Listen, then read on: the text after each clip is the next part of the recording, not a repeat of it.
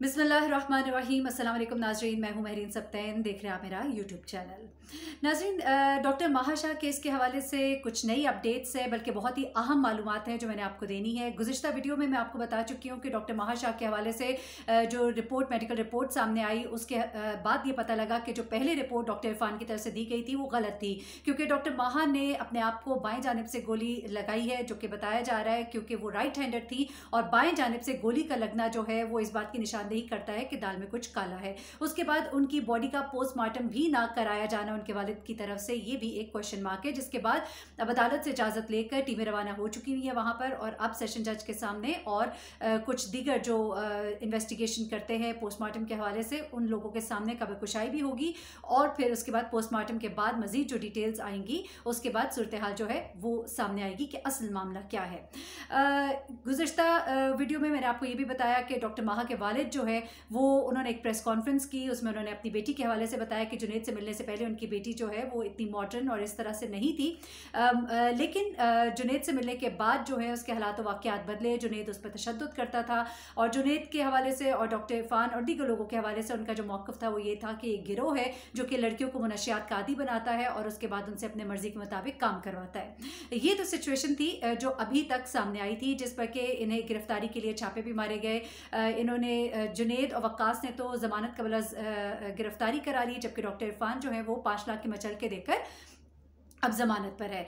अब जो सिचुएशन है वो ये है, जो अहम अब डेवलपमेंट हुई है वो क्या है? अहम डेवलपमेंट ये है कि अब पहली बार जुनैद ने प्रेस क्लब में आकर सबसे पहले अब प्रेस कॉन्फ्रेंस की है। उसमें उन्होंने महा के वालिद के ऊपर कुछ इल्ज़ामात भी लगाए हैं, और एक जो ख़ास नुक्ता उन्होंने उठाया है वो बहुत ही अहम है, चौंका देने वाला नुक्ता है, और वो ये है कि उन्होंने कहा है कि जो आखिरी 30 मिनट्स है महा की ज़िंदगी के वो बहुत ही इंपॉर्टेंट है, और उनके ऊपर पुलिस को तफ्तीश को फोकस करना चाहिए।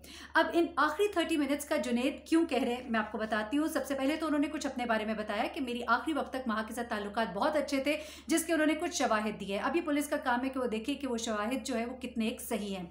उन्होंने कहा कि ताल्लुकात उनके आखिरी वक्त तक अच्छे थे। 2016 में वो महा से मिले थे, जबकि यूटी के इम्तिहानात के बाद महा ने कहा था कि हम शादी करेंगे। वो अलबत्ता उस वक्त शादी करना चाहते थे, लेकिन शादी के डिले करने की वजह महा के इम्तिहानात थे। उसके बाद डॉक्टर के बाप पर उन्होंने इल्जामात आयद किए। उन्होंने कहा कि घरेलू परेशानियां थी जो कि मौत की वजह बनी। अब जो उन्होंने सबूत दिए वो क्या है, उनकी तरफ आ जाते हैं। क्यों वो आखिरी 30 मिनट का कह रहे हैं? कुछ बहुत ही अहम बातें हैं अब इस वीडियो के अंदर, आप इसको आखिर तक देखिएगा, क्योंकि सबसे पहले तो उन्होंने व्हाट्सएप पर मोबाइल फ़ोन चैट की वो स्क्रीनशॉट्स रिकॉर्ड्स फराहम किए, दिखाए उस वक्त सब लोगों को कि ये हमारे दरमियान गुफ्तगू होती रही, जिससे अंदाज़ा लगाया जा सकता है कि लड़ाइयाँ तो होती रहती हैं, लेकिन हमारे उन्होंने अलबत्ता ये नहीं कहा, ये मैं कह रही हूँ कि लड़ाइयाँ तो होती रहती हैं। शायद वो ये बता रहे थे कि स्क्रीनशॉट से आप अंदाज़ा लगा सकते हैं कि हमारे ताल्लुकात अच्छे थे। हो सकता है महा की, क्योंकि मैंने आपको एक वॉइस रिकॉर्ड के हवाले से भी बताया था, महा की फ्रेंड से जो मिला था 2018 में। महा एक दफ़ा छत से कूदने की कोशिश कर चुकी है, अपनी दोस्त को उन्होंने बताया था। वो तमाम स्क्रीनशॉट्स और वो वॉइस मैसेजेस जो उनकी दोस्त से मिले वो अपनी जगह एक मानी रखते हैं, लेकिन यहाँ पर जो ये एक दिखा रहे हैं, ये दिखा रहे हैं स्क्रीनशॉट्स जो महा के साथ उनकी गुफ्तगू होती रही। उन्होंने ये भी कहा कि उनके पीछे बर्थडे हुई थी, और उनकी बर्थडे वैलेंटाइन पर उन्होंने अपने हाथ से बना हुआ उनको कार्ड दिया था। उन्होंने ये भी कहा मैंने कभी तशद्दुद नहीं किया, कभी ब्लैकमेल नहीं किया। और जिस दिन महा की डेथ हुई है उससे एक दिन पहले उनका कहना है कि हमने इकट्ठे फिल्म भी देखी, खाना भी खाया, और मैंने महा को खुद ड्रॉप किया घर। अब वकूए के दिन की वो बात कर रहे हैं। अब आखिरी आधे घंटे की तरफ आ जाते हैं। मैं अब आपको टाइम बाय टाइम बताती हूँ कि वो क्या कह रहे हैं वक्कास के, क्या कुछ हुआ था। अब तफ्तीश करना आगे पुलिस का काम है। वो ये कहते हैं कि वकूए के रोज़ 9:50 पे on the day of incident 9:50 पर मैं उनके घर चॉकलेट देने गया था। ये भी इन्होंने एक दफ़ा पहले कहा था कि महा ने मुझे घर आने से उस दिन मना कर दिया था। अच्छा, 9:50 पर वो घर चॉकलेट देने गए। इस पर महा ने उनको थैंक्स का मैसेज भी भेजा। रात के 10:24 पर वो कहते हैं कि उन्होंने महा को मैसेज किया, उसके जवाब में उन्होंने भी उनको मैसेज किया। 10:24 पे जो उन्होंने मैसेज भेजा था, उनका कहना है कि व्हाट्सएप पे वो चेक 10:34 पे हुआ। उसके बाद वो ये कहते हैं कि 11:07 पर गोली चलने का वाकया पेश आया, यानी कि 10:34 से लेके 11:07 तक ये उन्हें नहीं मालूम कि बीच में क्या हुआ। 11:07 पर गोली लगने का वाकया पेश आया। वो शदीद जख्मी थी। उनका ये भी एतराज़ है कि घर के बिल्कुल पास थाना था, लेकिन उन्होंने 15 को फ़ोन किया, उनको अस्पताल पहुंचाने में ताख़ीर की गई, जिसकी वजह से डेथ होगी माहा की। अलबत्ता माहा के उन्होंने कहा कि भाई ने मुझे फ़ोन करके माहा को गोली लगने के बारे में बताया। यकीनन पुलिस इन तमाम बातों की तफ्तीश करेगी, क्योंकि अगर तो उनके वालिद कहते हैं कि माहा के ताल्लुकात उसके साथ अच्छे नहीं थे, तो फिर माहा के भाई ने जुनैद को फ़ोन करके क्यों माहा की डेथ के बारे में बताया, ये भी एक सवाल पैदा होता है। अब आसिफ अली शाह ने पोस्टमार्टम से मना किया, इस पर भी सवालात है, और ख़ुदकुशी की वजह आखिरी आधे घंटे में पेश आने वाले हालात व वाक़यात है। इसके ऊपर बहुत स्ट्रेस दिया है जुनैद ने अपने इस प्रेस कॉन्फ्रेंस में। खुदकुशी या कत्ल, मामला क्या है? कब्र कुशाई के बाद मामला जो है वो सामने आएंगे। पोस्टमार्टम की ज़रूरत है और मामले की छानबीन के लिए एक मुतालबा किया जुनैद ने कि मुश्तरका तहकीकाती टीम बनाई जाए। अब इस सारे केस में एक और बात जो बहुत अहम है, जो कि जिसका जुनैद ने जिक्र किया, पहले तो जुनैद ने ये भी कहा कि ना वो जना अस्पताल गए, ना रिपोर्ट बदलवाने में उनका कोई हाथ है, और वो इस वाक़े में मुलव्वस सिर्फ वक्कास को जानते हैं। डॉक्टर इरफान से उनका कोई ताल्लुक़ नहीं है। डॉक्टर इरफान जिन पे के इल्ज़ाम है कि उन्होंने ये जो रिपोर्ट थी इसको तब्दील करने में वो मुलव्वस है, उन्होंने सही रिपोर्ट नहीं दी, तो ये उनके ऊपर बड़ा इल्ज़ाम है डॉक्टर इरफान के ऊपर। एनीवेज, एक जो बहुत ही ख़ास बात है वो आखिरी जो आधे घंटे की जुनैद भी बात कर रहे हैं, क्योंकि इस दौरान एक ऐनी शाहिद ने पुलिस को ये बताया कि इस हादसे के पेश आने से पहले उनके घर से शोर की आवाज़ें आई थी, लड़ाई हुई थी, और उसके बाद कोई लड़ाई झगड़े का मामला था, मतलब आवाज़ें, शोर शराबा हुआ था, और उसके बाद ये गन फायर हुआ, और उसके बाद ये मामला जो है ये सामने आया। उस दिन आपको एक और बात भी बताऊं कि डॉक्टर माहा, ये लोग उस घर में अभी नए नए शिफ्ट हुए थे, अभी उनके घर के बाकी सारे बेडरूम जो है सेट नहीं थे। भाई का कमरा अलग था, और बहनें दोनों जो हैं वालिद और वालदा के साथ एक ही कमरे में सोती थी, और बाथरूम जो है ये उस कमरे का नहीं बल्कि दूसरे कमरे का बाथरूम था जहाँ पर कि डेथ हुई है। जो इनके भाई हैं उनके कोई दोस्त भी आए हुए थे गालबन, और वो उसके साथ दूसरे कमरे में थे जब ये वाक़या पेश आता है।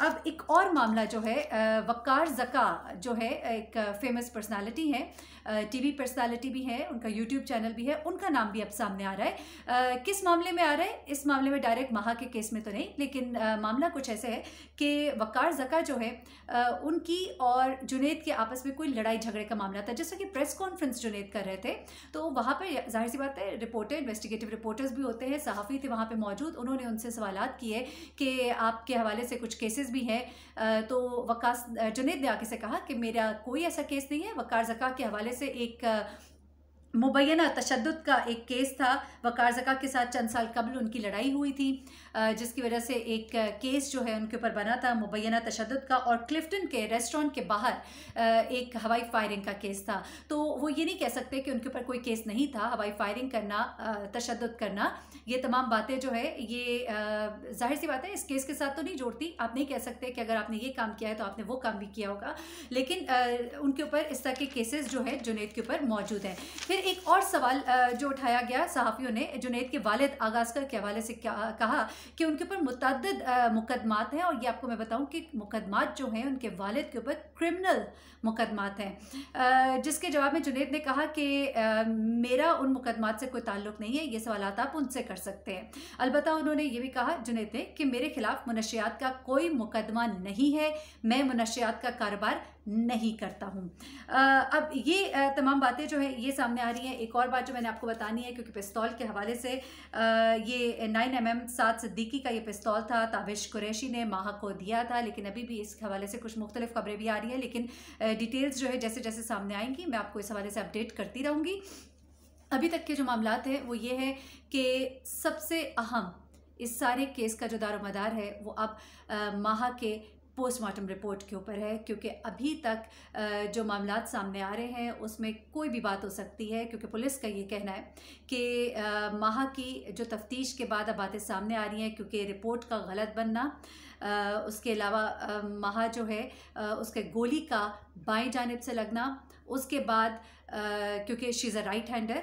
और थर्डली जो बड़ा मामला है वो ये है कि पोस्टमार्टम का ना होना क्यों नहीं कराया गया।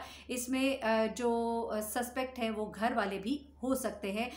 कुछ बातें शुरू में ऐसी भी की गई थी कि वालिदैन के साथ चूँकि उनके मामलात अच्छे नहीं थे और कोई इस तरह का मामला हुआ हो, घर में लड़ाई झगड़ा हो, कुछ भी इस तरह का, मैं इस बारे में कुछ कहना नहीं अभी चाहती, लेकिन कुछ मामला उस तरह का भी हो सकता है। लेकिन अभी हतमी रिपोर्ट जो है वो आएगी और उसके बाद जो है मामलात वो ज़्यादा क्लियर हो जाएंगे। और जैसे ही वो क्लियर होंगे तो इस हवाले से मैं आपको ज़रूर अपडेट्स दूंगी। अलबत्ता अभी जो लेटेस्ट डेवलपमेंट है मैं आपको बता चुकी हूँ यकीनन कि जुनैद जो है वो भी बेल पर है, वक्कास भी बेल पर है और डॉक्टर इरफान भी इस वक्त बेल पर है। और ये तीनों जो है सस्पेक्ट है। लेकिन अब जुनैद ने एक बड़ा सवाल उठा दिया उनके वालिद के ऊपर, उनके घर वालों के ऊपर। जैसी डिटेल्स आएंगी मैं आपको अपडेट करती रहूँगी। मुझे महरीन सप्तान को इजाज़त दीजिएगा। अल्लाह हाफिज़।